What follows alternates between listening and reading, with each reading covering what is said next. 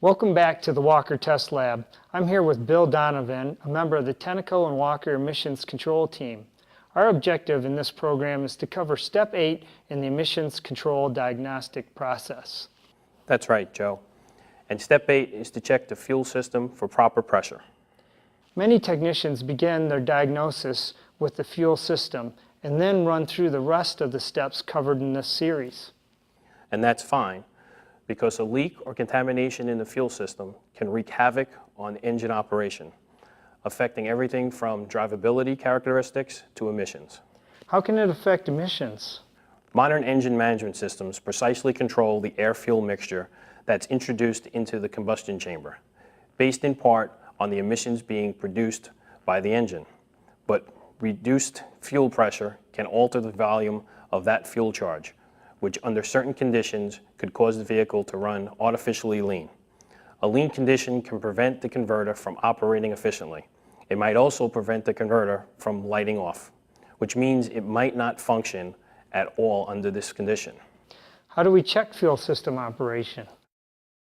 We're going to perform a few basic mechanical tests using a pressure gauge on the fuel rail.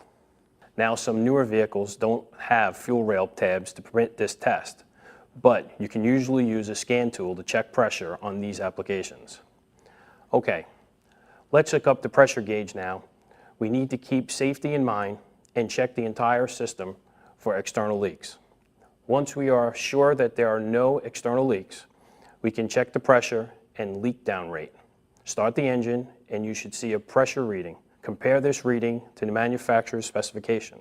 Even a few PSI below spec can result in serious emissions and drivability issues.